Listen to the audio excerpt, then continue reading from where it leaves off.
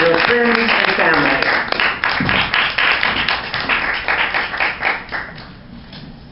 Oh, I've been thinking about buying me a new car. What kind? Kind of like the kind my uncle had when he went on that trip out there. Did he go out there? Sure. I thought all the time he was going to go. He did. But not that time. Oh, well, what you doing now? Well, since he's been back, he's been real busy getting ready for what he thinks Is that so? Sure. Well, I guess like all bachelors, he... No, not him. He's going to get married. He is? Yeah. He's going to marry the widow whose husband you should. She's a fine lady. Listen, I heard that she... That was his daughter. Oh. You see, I'm keeping company with her. You is? Yeah. I've been engaged to her now ever since the time. Yeah? I didn't know you knew her that long. Sure. I work with a brother. And one day on the job, the first thing I knew... That's your fault. Now, that's what you should have done was... I did. You see, that's why I like to talk to you. Yeah? Because you and me seems to agree with one another. You know something? When I get the car fixed up, I'm gonna go. Well, what's wrong with it? Well, I just had it worked on. Who worked on it? The man who got the garage. He ain't no good.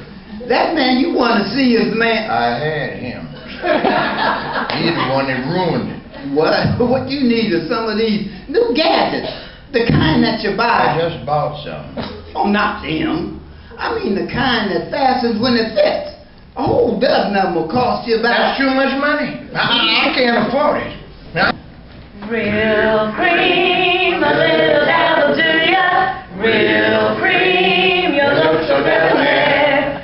Real cream, the gals will all pursue ya. Simply dab a little in your hair.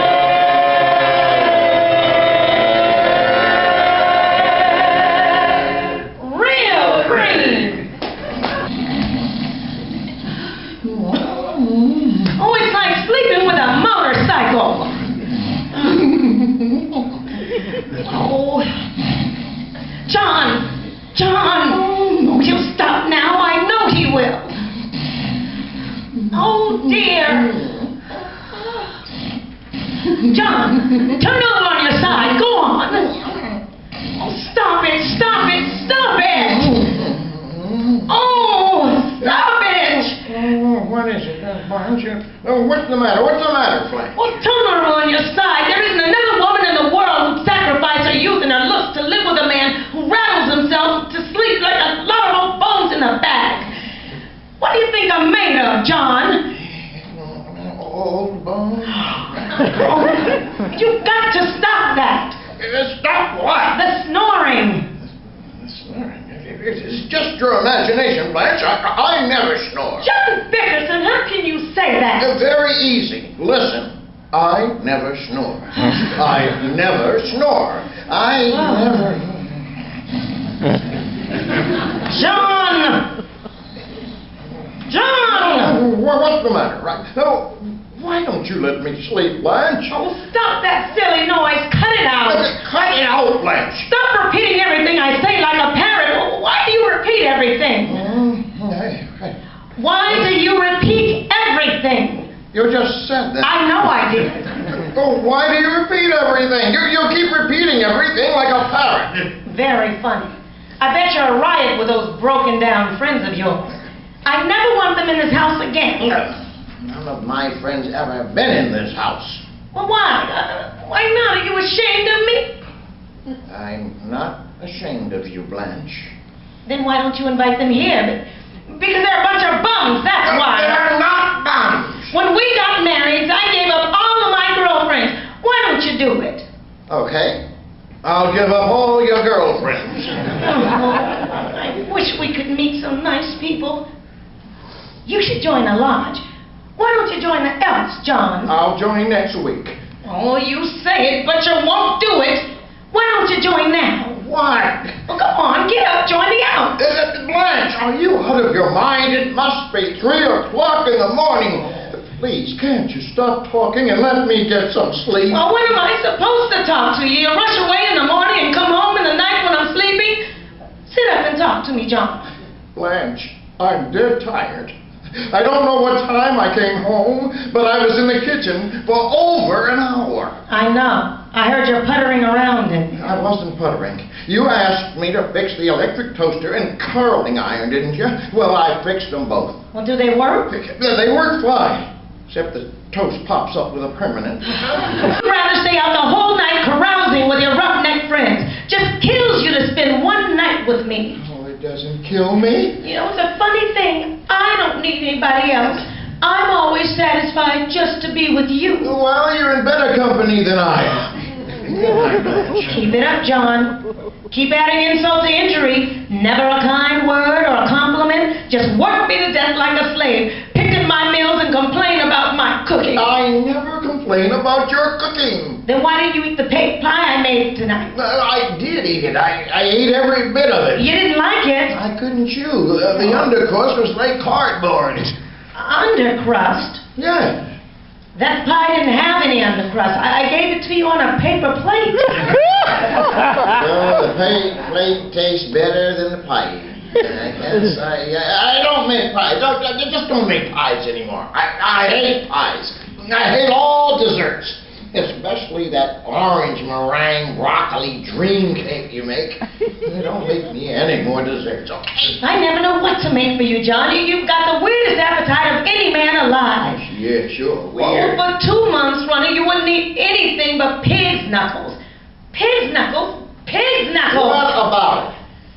Just because you wanted pig's knuckles, I had to cook my fingers to the bone. Why don't you hire a chef? I cook for you, I scrub for you, I sew for you. Do I get anything? Thanks. I mean, I'm not lying. Well, that's no way to swear. Say it nicely. You're the only wife in the world for me. Really, John? Really. I wouldn't have another wife like you for anything. I wish I'd known more about you before we were married. Oh, you knew everything. Well, I didn't know about the tattoo you have on your stomach. That's a real indication to a man's character. I wish I'd known. Now, wait a minute. I had that tattoo put on my stomach when I was just a silly kid. You ought to be ashamed of yourself, a hula girl with a big dimple in her chin. The dimple was there before she was. Would you like to see the one I bought, dear? What? It's a dyed rabbit choker, and it only costs $94. Oh, $94 for a dead rabbit. Oh, don't get upset. Get that up down the hill, blast! How did you squander my money like that? I deny myself everything. Last week, I had all my teeth pulled out so I could save money on eating. I've been sewing collars on your old bloomers and wearing them as shirts. I haven't even got a pair of pants. Yesterday, I hung a whisk broom from your plaid skirt and went to work dressed as a Scotsman. And then you spend $94 on Easter rabbit. All right, I'll take it back. I never knew you could be so mean. No, take it back. I wish my poor granddaddy was alive. He'd never let you treat me like this. All of a sudden, she's got a granddaddy. I never heard you mention him before. He was the best friend I ever had. I took his advice on everything. Yeah. He could have settled a lot of our problems. I'll bet he'd tell you to let me keep that choker. How do you know? Because I know. And when I get to heaven, I'm going to ask him. Suppose he isn't in heaven. Then you can ask him. Good night, Blanche. Good night, John. With no bromo seltzer handy, I don't even shake. Men are not a new sensation. I've done pretty well, I think, but that half-pint imitation put me on the blink.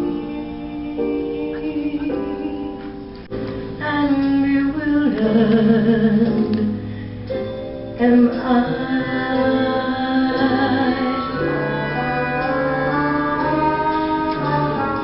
Wouldn't sleep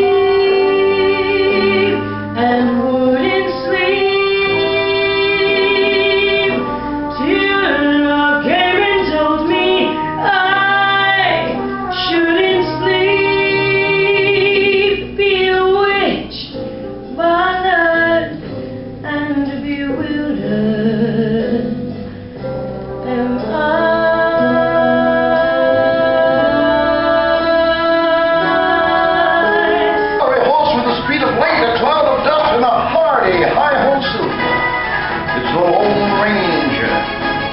With the faithful Indian companion Tonto, the daring and resourceful masked rider of the plains, led the fight for law and order in the early western United States.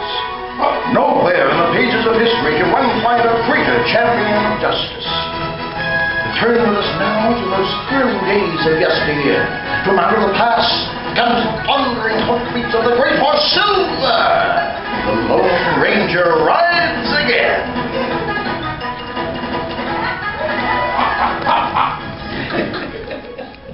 There was death in the Paiute Basin this afternoon.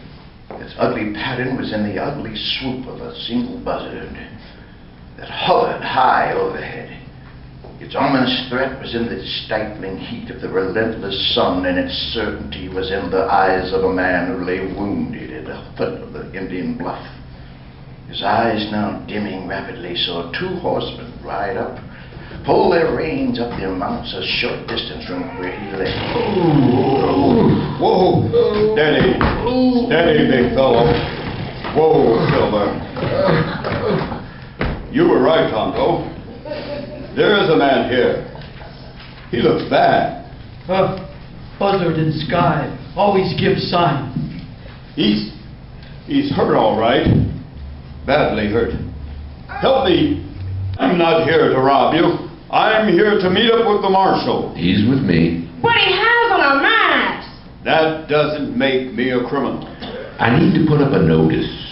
You didn't catch them men, did you, Marshal? No. Sure looks like the kind of car too, though. Just take this down. Wanted. William Boone. Knows what he was up to, so he told the kid he'd help him and then turned him over to him when he got here. What's his name? Ed said William, but they call him Billy. Well, send a telegram to his mother to come fetch him. Chester, why are you standing in the door? Come in and shut the door. You're letting every horse fly in the city in here. Marshal there in Dutch, pulling the horse down the street. Looked like Monk Savage is draped across his back. Let's see.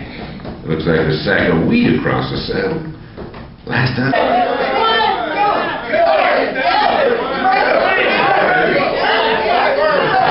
Dutch, inside, quick.